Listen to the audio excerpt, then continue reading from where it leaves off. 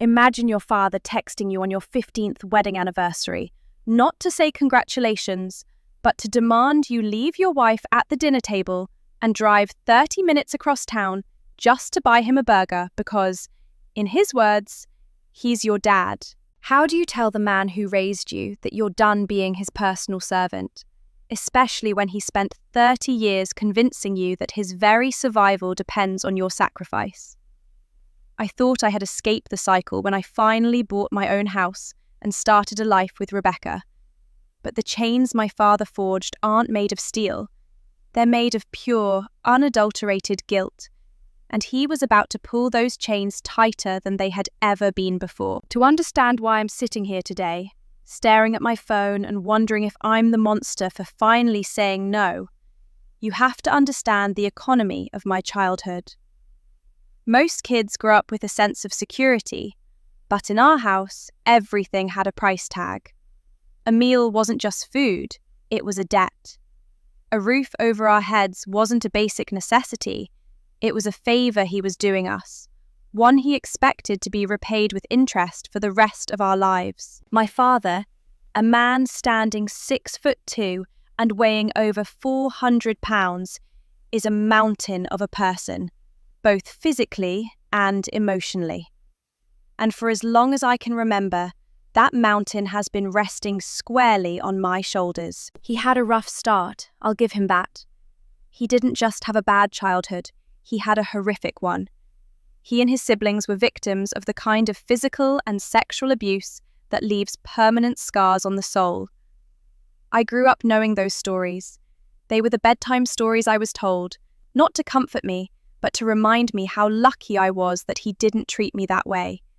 Then there was my mum. She cheated on him when we were kids, a betrayal that shattered whatever was left of his trust in the world. I feel for him, I really do. But as a kid, I didn't realize that his trauma was being weaponized against me. I remember the nights when the air in the house would get thick, like you were breathing underwater. My parents would start screaming, the kind of visceral, ugly fighting that makes most kids run for the safety of their blankets. But we weren't allowed to run. My father would come to our rooms and demand we come out. He wouldn't let us hide. He'd make my sister and me sit there on the couch, two terrified witnesses to the carnage. "Look at her," he'd say, pointing a finger at our mother while she sobbed or screamed back. "I want you to see how crazy she is. I want you to see what I have to deal with." As the oldest, I wasn't just a witness. I was the deputy. He'd look at me with these eyes that were simultaneously pleading and demanding, and he'd tell me it was my job to make sure she didn't leave. I was 10, maybe 11 years old, standing in front of the front door like a tiny security guard, begging my mother not to walk out, not because I didn't want her to find peace, but because I knew if she left, his wrath and his misery would have nowhere else to go but toward me. I was the buffer. I was the emotional glue holding together a vase that had already been smashed into 1,000 pieces. That was the beginning of the caretaking. It started with emotions, but it quickly became physical. My father was diagnosed with Crohn's disease, and he eventually had surgery for it. It's a brutal illness, and I wouldn't wish it on anyone. But in our house, that diagnosis was like a golden ticket. It was his permanent get-out-of-jail-free card for any responsibility.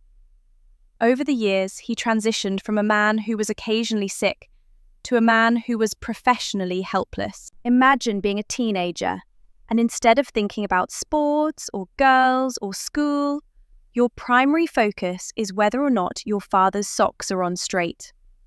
He'd sit in his oversized recliner, this massive presence that dominated the living room, and he'd just wait. He'd wait for us to put his shoes on him. He'd wait for us to cook every single meal, even though he was the one who taught us how to cook in the first place. Once the lesson was over, he never touched a stove again. We did the laundry. We cleaned the house. We ran the errands. We were his hands and feet, while he sat there, a king on a throne of perceived illness. The strangest part? The part that I still struggle to wrap my head around. he wasn't actually incapacitated. He's nearly 60 now, and yeah, he's a big guy, but when he wants to move, he moves. He bowls in tournaments, he travels for them. He can spend hours on his feet, focusing, aiming, and competing at a high level. But the second he walks through the front door of his home, the disability returns like a heavy cloak. Suddenly, he can't reach his own feet. Suddenly, the kitchen is a mile away. It's a selective helplessness that is as calculated as it is exhausting. When I met Rebecca 15 years ago, I thought I was finally building a bridge to the outside world. She was everything my home life wasn't: stable, kind, and independent. But my father saw her as a threat to his labour force. I remember being at her place in the early days of our relationship, finally feeling a moment of peace when my phone would buzz. It wasn't a "how are you" text. It was, "when are you coming home? The laundry is piling up and I need you to do a load." Or, "I'm hungry. When are you getting back to make dinner?" I was 21 years old, living my own life, and yet I was still tethered to his recliner by an invisible cord. I'd feel this pit in my stomach, this conditioned response of, "I have to go or he'll be mad. I have to go or he'll suffer." Rebecca would look at me with this mix of confusion and pity, asking why a grown man couldn't put a basket of clothes in a machine. I didn't have an answer. I just knew that in my world, his comfort was my only responsibility. We've lived on our own for over a decade now. We bought our own house 8 years ago. We've built a beautiful, quiet life. But the ghost of his expectations follows me everywhere. The last 2 years have been the worst. On our anniversary, a day that should be about us, my phone chimed. It was a text from him. No happy anniversary, just a demand. "Come over and buy me lunch. I'm hungry and I'm your dad." When I told him no, that we had plans, the guilt tripping began. It's like a script he's perfected over 30 years. "After everything I've done for you," he'd start. "I gave you a roof. I fed you. And now you can't even bring your old man a sandwich. I guess I know where I stand." It makes you feel like the smallest, most ungrateful person in the world, even though you know, logically, that you've already given him more than most sons give in a lifetime. But as bad as it's been for me, what he did to my sister was the breaking point. She's younger, and she stayed in that house longer than I did. She wanted to help. She co-signed a car for him while she was still living there, just so he'd have a way to drive her to work. She was paying $280 a month for it. She moved out 2.5 years ago, but she kept paying. Why? Because he convinced her that he couldn't survive without that money. She's paid him about $12,000 over the last few years, money she could have used for her own life, her own future. Recently, her father-in-law stepped in. He saw what was happening, the financial bleeding, the manipulation, and he helped her get her debts in order. He told her what I should have told her years ago. Stop paying for a car you don't drive for a man who won't help himself. So she did. She stopped the payments. And that's when the mountain finally erupted. The explosion wasn't a physical one, but it felt like the walls were shaking when that text message finally arrived. My sister, who had been the dutiful daughter, the one who kept paying that $280 a month long after she'd moved out, finally hit her limit. When her father-in-law helped her realize she was being bled dry for a car she didn't even use, she cut the cord. It was a rational, financial decision made by a woman trying to build a future, but to my father it was a declaration of war. I remember the day it happened. My phone started vibrating on the kitchen counter, a long, continuous series of buzzes that usually meant one of two things. Someone was in the hospital, or my father had found a new reason to be a martyr. It was a message, or rather a manifesto. It was pages and pages of digital ink, dripping with a kind of vitriol that makes your stomach turn before you even finish the first paragraph. He didn't just ask why the money stopped. He didn't ask if she was struggling. He went straight for the jugular. He accused us, both of us, because in his mind, We were a collective unit of disappointment, of having zero respect for him. He started listing everything he had ever done for us, like he was presenting a bill at the end of a very long, very miserable dinner. "I put clothes on your backs," he wrote. "I kept a roof over your heads when your mother was out acting like a fool. I sacrificed my life for you kids, and this is how you repay me? By leaving your old man to rot?" It was a masterclass in emotional manipulation. He brought up our mother again, digging up decades-old wounds from their divorce to justify why we owed him our souls. He claimed that because she had been crazy and unfaithful, his role as the stable parent, even though he had been anything but stable, earned him a lifetime of servitude. He even started attacking people who had actually been helping our family, people who had stepped in where he had stepped back. There was no logic to it, only anger and a desperate need to maintain control. There was zero accountability. None. In his world, he was the eternal victim, and we were the ungrateful beneficiaries of his suffering. This was the "after everything I've done for you" card, played with the practiced hand of a professional gambler. And for a long time, that card worked. It worked because we were raised to believe that our existence was a burden he chose to carry, and therefore, our lives belonged to him. I sat there on my sofa, Rebecca sitting next to me, watching my face go pale as I scrolled through the message. She didn't even have to ask who it was. She knew the look. She'd seen it on our anniversaries, on my birthdays, on random Tuesday nights when I'd suddenly go quiet and start staring at the wall. "He's doing it again, isn't he?" she whispered. I couldn't even nod. I was too busy trying to reconcile the man in that text message with the man I saw at the bowling alley just a few weeks prior. You have to understand the physical reality of my father. He's a giant of a man, 6'2", over 400 pounds. He's imposing. When he walks, the floorboards announce his arrival. And when he's at a bowling tournament, he's a different person. I've seen him stand for hours, focused, his massive frame moving with a surprising, fluid grace as he releases the ball.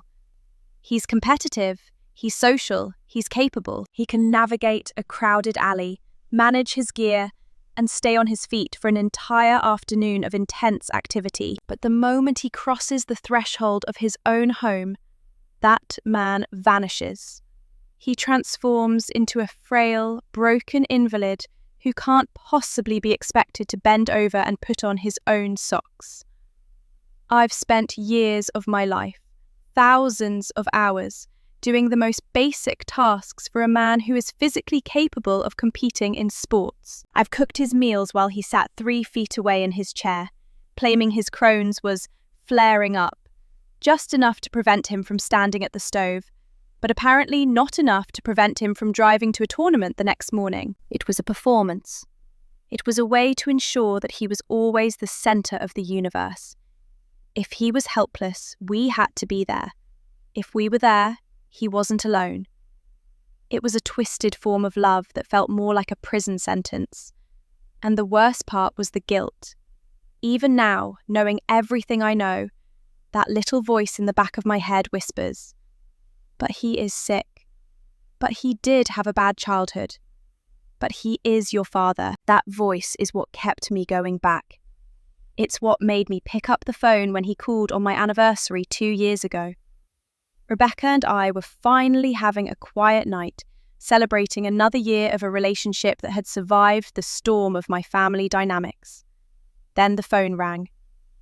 "Hey," he said, his voice sounding thin and weak, the sick voice he used when he wanted something. "I'm really hungry. I haven't eaten all day. I need you to come over and buy me some lunch." I looked at Rebecca. I looked at our dinner. I felt the heat rising in my chest. "Dad, it's my anniversary. We're in the middle of dinner. Can't you order something? Or just make a sandwich?" The silence on the other end was deafening. Then, the sigh. That long, theatrical sigh that conveys more disappointment than 1,000 words ever could. "I guess I'll just starve then," he said. I didn't realize a sandwich was too much to ask from my own son, after everything I've done. But you go ahead. Enjoy your dinner. Don't worry about me. I stayed for dinner, but the night was ruined. I was physically there with Rebecca, but mentally I was back in that house, putting on his shoes, scrubbing his floors, and trying to fill a hole in his heart that was simply bottomless. I realized then that it didn't matter how much I gave.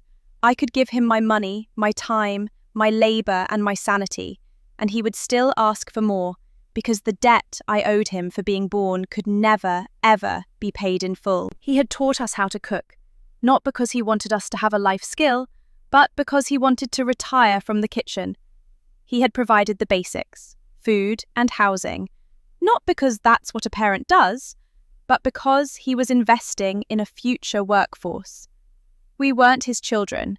We were his long-term care plan. When my sister stopped that $12,000 drain on her life, she didn't just stop a car payment. She broke the contract. She signaled that the debt was settled. And his reaction, that vitriolic, hateful message, was the sound of a debt collector realizing he'd lost his leverage.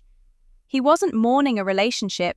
He was mourning a source of income and ego-stroking. I started looking back at my life through a different lens. I thought about the times I had cancelled plans with Rebecca because he needed me. I thought about the stress I'd carried into our home, the way I'd snap at her because I was so depleted from dealing with him. I realized that by trying to be a good son to a man who refused to be a good father, I was risking being a bad partner to the woman who actually loved me unconditionally. The weight of it all, the years of putting on his socks, the years of listening to him bash my mother, the years of being his emotional punching bag, it all came crashing down when I read that message he sent to my sister. I saw the pattern for what it was, a loop of trauma and manipulation that would only end if I was the one to stop it. But how do you walk away from a mountain? How do you tell a man who has convinced the world he's a dying martyr that you're done carrying his cross? I was exhausted. I was 36 years old, and I felt like I had lived 100 years, most of them in service to a man who would never say thank you without following it up with, "Now do this." I decided then that I wouldn't engage with the anger. I wouldn't reply to the manifesto. I wouldn't try to defend my sister or myself, because logic doesn't work on someone who uses emotions as a weapon. I started to pull back. I started to create a distance that I should have created a decade ago. But as I did, the guilt didn't disappear. It just changed shape. The hardest part about distancing myself wasn't the physical act of staying away. It was the psychological re-entry every time I stepped back into his house. Have you ever walked into a room and felt the air just vanish? That's what it was like at my dad's. Even though I'd been living with Rebecca for years, even though we had our own mortgage and our own lawn to mow, stepping over his threshold felt like being pulled back into a black and white movie where I was stuck playing the same role I'd been cast in since I was 10. The smell of that house, a mix of stale air, old cooking, and the medicinal scent of his various treatments would hit me. And suddenly, I wasn't a 36-year-old man. I was that kid again, standing by the door, waiting for the next order. I'd walk in, and there he'd be, ensconced in that massive recliner like a king on a throne of upholstery and resentment. He wouldn't even look up at first. He'd just grunt, a signal that his servant had arrived and the tasks could begin. "The laundry's in the dryer," he'd say. Not even a hello or a "How's Rebecca doing?" Just an assignment. "It's been sitting there since yesterday. It's probably wrinkled now. You'll need to steam those shirts before you fold them." And I'd do it. For years, I just did it. I'd walk to the laundry room, my heart hammering a rhythm of pure frustration against my ribs, and I'd fold his oversized shirts and his socks, thinking about the irony of it all. Here I was, a man with a career, a house and a life, folding the underwear of a man who had spent the previous weekend driving 4 hours to a bowling tournament where he'd thrown a 16-pound ball for 6 hours straight. That's the thing that really eats at you. the selective disability. I've seen him at those tournaments. I've seen the fire in his eyes when he's competing. He's sharp, he's agile for his size, and he's completely independent. He carries his own bags, he talks strategy, he stands for hours. But the moment he pulls into his driveway, it's like a spell is cast. He hobbles to the door. He collapses into the chair. He becomes a man who can't possibly be expected to reach the microwave or bend down to pick up a dropped remote. He used his Crohn's disease as a shield against any and all responsibility. If you asked him to do something, he was having a flare. If you pointed out that he seemed fine at the bowling alley, he'd look at you with this wounded, martyred expression and say, "That's the only joy I have left in this world. Do you want to take that away from me too? After I spent my whole life making sure you had food on the table." It was a trap, a perfectly constructed, emotional bear trap. If I pushed back, I was the ungrateful son who didn't care about his sick father. If I stayed, I was the enabler who was losing his own life to maintain a lie. And then there was the way he talked about my mother. It didn't matter that they'd been apart for decades. He kept her ghost alive in that house just so he could keep pointing at it. Every time I did something he didn't like, every time I dared to have a boundary, he'd bring her up. "You're acting just like her," he'd hiss. "Selfish, only thinking about what you want. After she tore this family apart, I was the one who stayed. I was the one who raised you. And this is how you treat me?" He'd make me feel like I was a co-conspirator in her crimes if I didn't compensate for her absence by giving him 100% of my devotion. He didn't want a son. He wanted a replacement for everything he felt he'd lost. He wanted a housekeeper, a personal assistant, a therapist, and a punching bag, all wrapped into one. My sister and I used to talk about it in hushed tones, like we were members of a resistance movement. We'd meet up for coffee and spend the first 20 minutes just venting about the latest demands. "He asked me to come over and change the light bulb in the hallway," she'd tell me, her voice shaking with a mix of laughter and tears. "A light bulb? He's 6'2". He could literally reach it without a ladder. But he told me his back was twinging and he didn't want to risk a fall. We'd laugh because if we didn't, we'd cry. But behind the laughter was a deep, simmering resentment. We were watching our own lives pass us by while we managed his. She was working 2 jobs, trying to build a life with her partner, and yet she was still sending him nearly $300 a month for a car she didn't even have the keys to. She felt like she owed him for her childhood. He'd convinced her that the $280 was a small price to pay for all the years he'd spent sacrificing for her. He had this way of making the bare minimum of parenting seem like a heroic feat of endurance. He'd talk about buying us school clothes or making sure there was milk in the fridge, like he'd personally climbed Everest to get them. Most parents see those things as their basic duty. He saw them as a line of credit he was extending to us. And now the bill was due. The manipulation was so subtle sometimes that I didn't even see it happening. He'd call me and say, "Hey, I was just thinking about that time we went to the park when you were 6. Remember that? I worked 12 hours that day and still took you because I wanted you to be happy.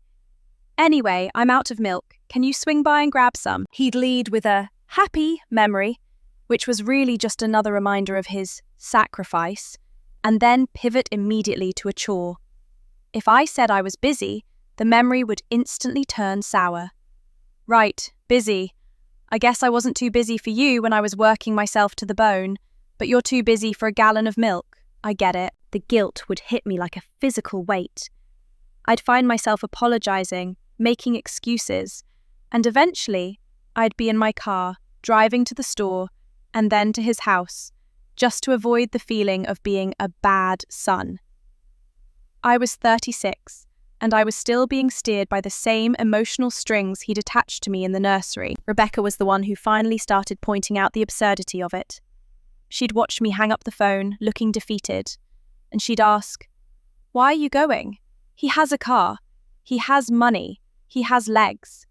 Why are you the one who has to do this? Because he's my dad, I'd say, like it was a magic phrase that explained everything. Being a dad is a relationship, not a debt, she'd reply. He's treating you like an employee he doesn't have to pay. I'd get defensive. I'd protect him. I'd tell her she didn't understand his trauma. I'd tell her about the abuse he suffered, about how hard his life had been. But eventually, her words started to sink in. I started to realize that his trauma didn't give him a permanent license to traumatize us. His past didn't give him the right to steal our future. The breaking point for me wasn't one big event. It was the accumulation of 1,000 small cuts. It was the anniversary text. It was the way he spoke to my sister. It was the realization that he didn't actually care about my happiness. He only cared about my utility. When my sister's father-in-law stepped in and told her to stop the car payments, it was like a grenade went off in our family dynamic. For the first time, someone from the outside had looked at the situation and called it what it was: exploitation. And because he was an outsider, my father couldn't use the same guilt tactics on him. He couldn't remind the father-in-law about the school clothes or the crazy mum, so he turned his fury back on us. That manifesto he sent? It was a desperate attempt to reclaim the narrative. He was trying to shame us back into submission. He was shouting into the digital void, "Don't you remember what I did for you? Don't you remember you owe me?" But for the first time in my life, I didn't feel the need to pay. I looked at the screen, and instead of guilt, I felt a profound sense of exhaustion. I was tired of being the caretaker for a man who refused to take care of himself. I was tired of apologizing for having a life. I was tired of folding his laundry while he planned his next bowling trip. I realized that as long as I kept showing up, he'd never have a reason to change. As long as I kept being the buffer, he'd never have to face the consequences of his own behavior. By helping him, I was actually hurting both of us.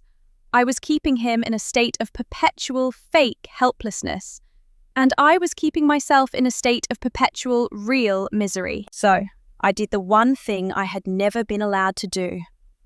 I didn't reply. I didn't defend myself.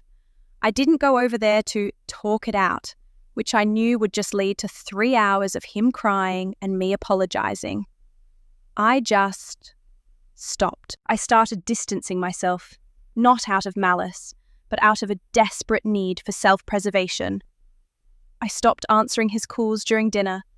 I stopped swinging by on my way home from work.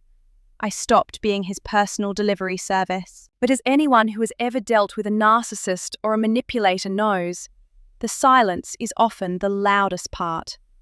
And the backlash was only just beginning. The silence that follows a lifetime of noise is the loudest thing you'll ever hear. For days after my sister cut off those car payments and I stopped responding to my dad's manifesto, my phone was like a ticking time bomb sitting on the nightstand.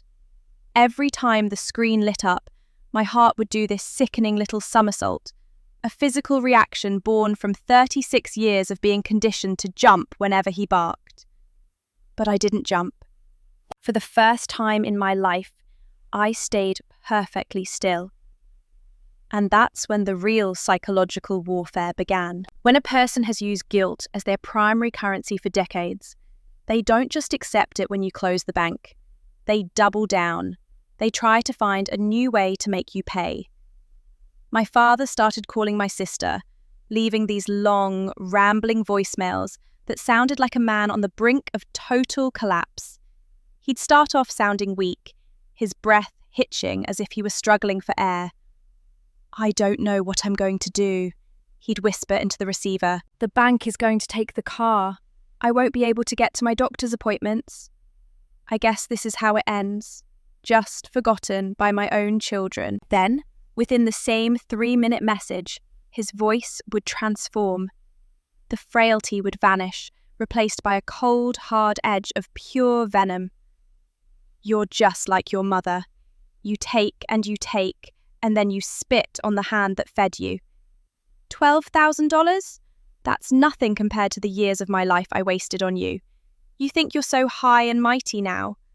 You're nothing without the foundation I built. My sister would call me, sobbing, playing these messages over the speakerphone while we sat in her kitchen. It was heartbreaking to watch her. She's younger than me, and she's always had a softer heart, the kind that's easily bruised by the people she loves. She'd look at me with these wide, tear-filled eyes and ask, "Am I a bad person, Bador? Am I really killing him? He sounds so sick." And that was the hook. That was the bait he'd been using on us for 20 years. The sick card. It's the ultimate weapon, because how do you argue with a man who has a chronic illness? If you push back, you're stressing him out, and stress is bad for Crohn's. If you ask him to do something for himself, you're ignoring his pain. He had effectively turned his medical diagnosis into a suit of armor that made him untouchable. But I had finally started looking past the armor. I told my sister, "Remember 2 weeks ago? Remember the photos he posted on Facebook from the regional bowling tournament?" I pulled them up on my phone. There he was, all 6'2" and 400+ pounds of him, grinning like a Cheshire cat, holding a trophy. He was standing tall, his shoulders back, looking as healthy and vibrant as a man half his age. There was no sign of the weakness he claimed prevented him from doing his own laundry. There was no sign of the struggling for air he used in his voicemails. He was a man in his element, capable and strong. "He can bowl for 6 hours, I told her, but he can't drive himself to a doctor's appointment. He can travel 3 states away for a tournament, but he can't bend over to put on his own socks when he's at home. Sis, he's not sick. Well, he has a condition, yes, but he's not an invalid. He's a performer, and we're his favourite audience." It was a hard truth to swallow. It meant admitting that our father, the man who was supposed to protect us, had been intentionally manipulating our empathy to keep us subservient. It meant realizing that the care we'd been providing wasn't out of necessity, but out of a calculated demand for control. The car situation was the perfect example. He had convinced my sister to co-sign that car under the guise that he needed it to help her. But as soon as the papers were signed, the narrative shifted. Suddenly, it was his car that she was helping him pay for. He had milked $12,000 out of a woman who was working 2 jobs, all while he lived off his disability checks and spent his extra cash on high-end bowling gear and travel. He was essentially stealing from his own daughter's future to fund his hobbies, while playing the role of the starving martyr. When she finally stopped the payments, he didn't look for a way to make it work. He didn't look for a part-time job or try to downsize. He just lashed out. He wanted her to feel the weight of his suffering, so she'd come crawling back with her checkbook open. But then he shifted his focus to me. Since the sick act wasn't working on my sister anymore, he decided to try a different angle with his oldest son. The financial debt angle. I received a text from him that was just a photo of a yellowed piece of paper. I zoomed in. It was a handwritten list of expenses from when I was in high school. Prom suit, shoes, a car repair from when I was 17, the cost of a summer camp I went to in 1998. At the bottom, there was a total. It wasn't just a trip down memory lane, it was an invoice. "I've been going through some old files," he messaged me afterward. "I realised how much I invested in you when things were tight. I never asked for a dime back, even when your mother was taking everything we had.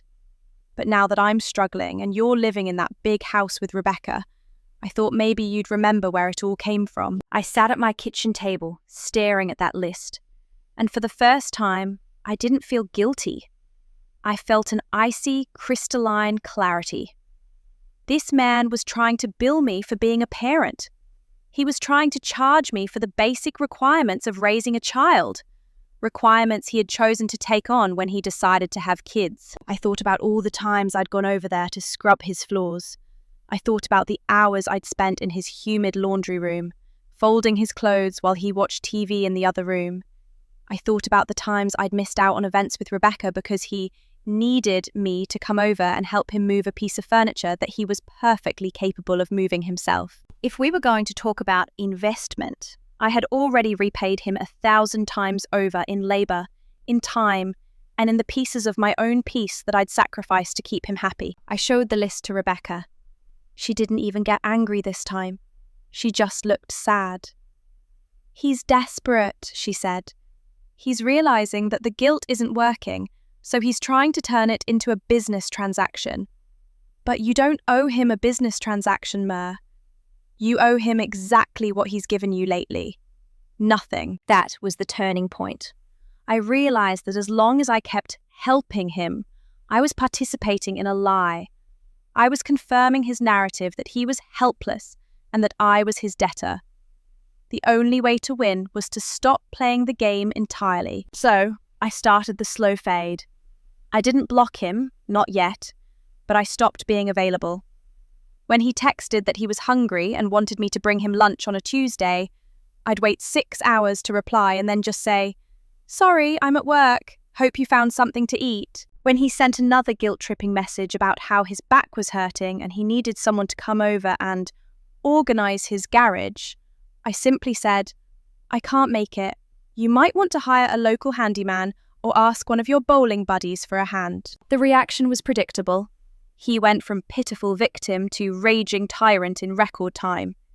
He started posting cryptic status updates on Facebook about children who forget their roots and the pain of being discarded like trash. He was trying to rally an audience, trying to get his friends and the extended family to see us as the villains in his tragic play. But the weirdest thing happened. As the distance grew, my world started to get brighter. The constant knot of anxiety in my stomach began to uncoil. I realized I wasn't checking my phone every 5 minutes anymore. I was actually present when I was with Rebecca. We'd sit on our porch, talking about our future, our plans for the house, our dreams, and for the first time in 15 years, the conversation wasn't interrupted by a crisis at my dad's house. I was finally starting to breathe. But I knew the biggest storm was still coming.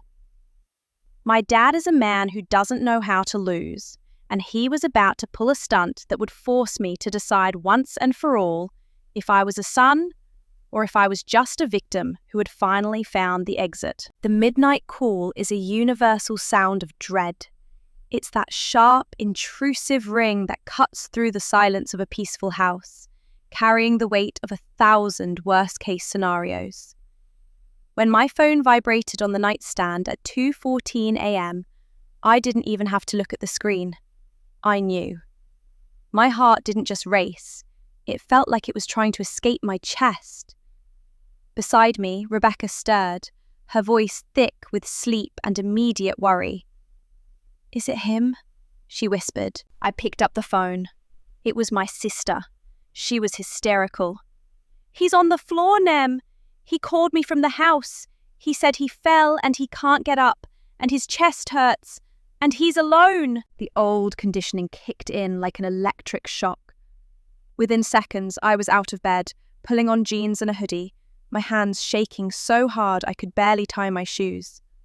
All the logic, all the distance I tried to build over the last few weeks, it all evaporated. In that moment, I wasn't a man setting boundaries. I was that 10-year-old boy again, terrified that the world was ending, and it was my job to fix it. "I'm going over there," I told Rebecca. She sat up, her eyes wide and searching mine. "Do you want me to come?" "No," I said, already halfway out the door. "Stay here. I'll call you when I know something." The drive to his house was a blur of streetlights and adrenaline. My mind was a chaotic mess of, what if this is it? And what if I was wrong about him? I felt a crushing wave of guilt. I'd been ignoring his texts. I'd been avoiding his calls. And now, what if he was actually dying? What if my boundaries were the reason he was lying on a cold floor alone? I was practically sweating through my shirt by the time I pulled into his driveway. I didn't even knock. I had a key, one he'd made sure I kept just in case. I burst through the front door, my breath hitching in my throat. The house was dark, except for the flickering blue light of the television in the living room. "Dad?" I shouted, my voice cracking. "Dad, where are you?" I heard a groan from the hallway, near the bathroom. I ran toward the sound and found him. He was sprawled on the carpet, his massive frame taking up almost the entire width of the hall. He was clutching his chest, his eyes squeezed shut, his breathing coming in ragged, shallow gasps. I couldn't reach the phone at first," he wheezed, his voice barely a whisper. I slipped, my back gave out. Then the pain started. I dropped to my knees beside him. "Did you call 911? Did my sister call them?" No ambulance," he groaned, reaching out to grab my arm with a grip that was surprisingly strong for a man supposedly having a heart attack. "I don't want the neighbours seeing. Just help me up. Just get me to the chair." I hesitated. "Dad, if your chest hurts, we need a doctor. We need to call for help." "No!" He barked the word with a sudden, jarring intensity that didn't match his dying persona. Then, catching himself, he softened back into a whimper. Just my son. I just need my son. Please, don't leave me here." For the next 20 minutes, it was a Herculean struggle. Imagine trying to move 400 pounds of dead weight when that weight is only half cooperating. I was straining every muscle in my body, my face turning purple, my boots slipping on the carpet as I tried to hoist him up. He was moaning with every movement, letting his full weight lean into me, nearly crushing me against the wall twice. By the time I finally got him into that oversized recliner, I was drenched in sweat and my own back was screaming in protest. I stood there, panting, looking down at him. He was leaning back, his eyes closed, his hands still dramatically resting on his chest. "I'll get you some water," I said, walking toward the kitchen. As I stepped into the kitchen, I stopped. On the counter, right next to the sink, was a half-eaten sandwich and a glass of milk. But that wasn't what caught my eye. It was his phone. It was sitting right there, plugged into the charger. "Wait." He told my sister he fell and couldn't reach the phone. He told me he'd been lying there for a long time, unable to move. But if he'd fallen in the hallway, which is a good 15 feet from the kitchen, how did he call her? And why was the phone, the very thing he supposedly couldn't reach, sitting neatly on the charger in a completely different room? I stood there, staring at that glowing screen, and I felt a cold, hard knot form in my stomach. I looked at the sandwich. The crust was still soft. It hadn't been sitting there for hours. It had been made recently. I walked back into the living room, but I didn't go to him. I stood by the door, watching him. He didn't know I was there yet. He was sitting in the chair, and for a split second I saw him. He wasn't clutching his chest anymore. He was checking his watch. He looked perfectly fine. Annoyed, maybe, but fine. Then, he heard my footstep. Instantly, the transformation happened. His hand flew back to his heart, his face contorted into a mask of agony. He let out a long, shuddering breath. Is the water coming?" I didn't move. "Dad, how did you call my sister?" He blinked, his eyes darting around the room for a second before settling back on me. I had it in my pocket. It must have fallen out when you moved me." "It's in the kitchen," I said, my voice flat.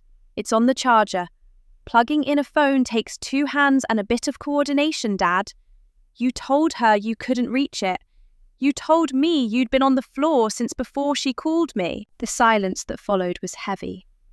The dying man act was starting to fray at the edges. He shifted in the chair, his grip on his chest loosening. I must have crawled," he mumbled. "I don't remember. I was in so much pain, I was blacking out." "You crawled to the kitchen, plugged in your phone, and then crawled back to the hallway to lie down and wait for us?" I asked. The absurdity of it was starting to make me feel sick. "And you managed to eat half a sandwich while you were at it?" He didn't have an answer for that. Instead, he did what he always does when he's caught in a corner. he turned into the victim. "So that's it?" he spat, his voice regaining its full volume. "I nearly die on the floor of my own house, and you're standing there playing detective? You're looking for reasons to call me a liar? After everything I've done for you, after I worked myself into the ground to give you a life. This is how you treat your father when he's at his lowest." He tried to stand up, as if to show me how injured he was, but he forgot to keep up the limp. He moved with the same practiced ease he used on the bowling lanes. He realized it halfway through and suddenly doubled over, clutching his back, letting out a theatrical groan. Oh my God, the pain! You're killing me, Father! The stress of your accusations! It's too much!" I didn't feel the guilt this time. I felt a profound sense of grief, not for him, but for the relationship I kept trying to save. I realized that he hadn't called because he was in danger. He had called because he was losing his grip on me. He saw the slow fade happening. He saw my sister pulling away, and he decided to pull the nuclear option. He was willing to fake a medical emergency, to make his children fly across town in the middle of the night in a state of pure terror, just to prove that he could still make us run to him. It wasn't love. It wasn't even a cry for help. It was a power play. "I'm going home, Dad," I said quietly. "You're leaving?" he shrieked. "I could have a stroke. I could die in my sleep tonight. You're just going to walk out on me? If you're truly worried about your health, I'm calling an ambulance right now," I said, reaching for my own phone. "I'll tell them you're having chest pains and a possible spinal injury. They'll take you to the ER, they'll run tests, and they'll keep you for observation." His face went pale, not from illness, but from the realization that his bluff was being called. The last thing he wanted was a room full of actual medical professionals who would quickly realize he was perfectly healthy. "No," he muttered, sinking back into the chair. "I don't need the hospital. I just need some rest. I just need my family to care about me." But I guess that's too much to ask. I didn't argue. I didn't apologize. I walked out the front door, the cool night air hitting my face like a benediction. I got into my car and sat there for a long time, my hands finally stopping their shaking. I called my sister and told her he was fine, that it was a false alarm, but I didn't tell her about the phone on the charger. Not yet. She wasn't ready to hear that her father was capable of that level of cruelty. When I got home, Rebecca was waiting for me. She didn't ask, "Is he okay?" She asked, "What did he do this time?" I told her everything. I told her about the sandwich, the charger, and the way he'd recovered the moment he realized I was calling 911. We sat in the dark of our living room, the house we'd worked so hard for, and I realized that I couldn't do it anymore. I couldn't live my life in the shadow of a mountain that wasn't even there. I was 36 years old, and for the first time, I felt like I was finally becoming an adult. Because an adult knows that you can't save someone who is using their drowning as a way to pull you under with them. But the nuclear option had failed, and my father wasn't the type to just walk away quietly. He had one more card to play, and this one would involve the one thing he knew I still cared about: the legacy of our family. If you've never been the target of a full-blown smear campaign launched by your own parent, it's hard to describe the specific kind of whiplash it causes. When the nuclear option of faking a heart attack failed to bring me to heel, my father didn't retreat. He didn't reflect. He didn't think, "Wow, maybe I pushed my son too far." Instead, he went to war, and his battlefield of choice was Facebook, family gatherings, and the ears of anyone who would listen. The slow fade I had started after the midnight incident quickly accelerated into a hard boundary. I stopped picking up his calls altogether. I didn't reply to the text demanding I come over to fix his gutters or pick up his prescriptions. I was done. But nature abhors a vacuum, and my father abhorred silence even more. Since he couldn't control me directly anymore, he decided to control how everyone else saw me. It started with the extended family. I have aunts and uncles who live a few states away. People I only see at weddings or funerals. Suddenly, my phone started ringing with their numbers. At first, I thought someone had actually died. But no, they were calling to perform wellness checks on me, disguised as interventions. "Hey, Matu, I was just talking to your dad," my Uncle Dave said one Tuesday afternoon. "He sounds awful. He said you haven't spoken to him in weeks. He's heartbroken, buddy. He said he's barely eating." I closed my eyes and rubbed my temples. "Uncle Dave, he's fine. He was at a bowling tournament last weekend. I saw the pictures." "Well, he's putting on a brave face for the world. But behind closed doors, he's falling apart," Dave replied, his tone shifting from casual to reprimanding. "He's an old man with health problems. You only get one father, Nay. You're going to regret this when he's gone. He sacrificed everything for you kids." There it was, the script. My father had outsourced his guilt trips. He had weaponized the entire family tree, feeding them a narrative where he was the noble, suffering patriarch, and I was the cold, ungrateful son who had abandoned him in his twilight years. And it wasn't just phone calls. The social media posts became a daily occurrence. They were passive-aggressive masterpieces. He'd post memes about the pain of ungrateful children, or long, sweeping paragraphs about how some people forget who put shoes on their feet when they were little. He never tagged me or my sister by name, but he didn't have to. The comment sections were filled with his friends and our relatives offering prayers and sympathy, validating his victimhood. "So sorry you're going through this," one lady from his bowling league wrote. "You're a saint for how you raised them." It made my blood boil. It felt like standing in the middle of a town square while someone shouts lies about you through a megaphone, and everyone is nodding along. I wanted to scream. I wanted to post the photo of the sandwich he was eating while supposedly having a heart attack.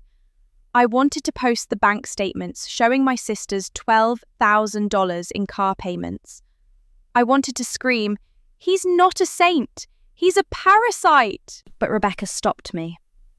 She's always been the anchor in my storm. One night, I was pacing the living room, furiously typing out a rebuttal to one of his posts, my thumb hovering over the send button. "Don't do it," she said quietly from the couch. "I have to defend myself," I snapped. "He's making me look like a monster to our whole family." "And if you reply, you're just giving him the fight he wants," she said, coming over and gently taking the phone from my hand. "He wants you to engage. He wants to drag you into the mud so he can say, 'Look how aggressive my son is being.' You can't win a public relations war with a professional victim. Let them think what they want. The people who actually know you know the truth." She was right, but it was a bitter pill to swallow. Letting go of the need to be understood by my extended family meant grieving the illusion of a supportive family unit. It meant accepting that my father's version of reality was the one most of them preferred, because it didn't require them to look too closely at the darkness in him. The hardest part was watching what it did to my sister. While I was able to build a wall, she was still trying to navigate the minefield. She had stopped the car payments, yes, but she still answered his calls occasionally, hoping for a sliver of genuine connection. Instead, she got the brunt of his rage. He called her on her birthday, not to say happy birthday, but to list his grievances. "I'm spending today alone," he told her, his voice dripping with venom. "I guess that's my present from you and your brother, a lifetime of isolation. I hope you're happy. I hope the money you saved on that car keeps you warm at night." She called me, crying so hard she could barely breathe. "I can't do this anymore," she sobbed. "I just want a dad.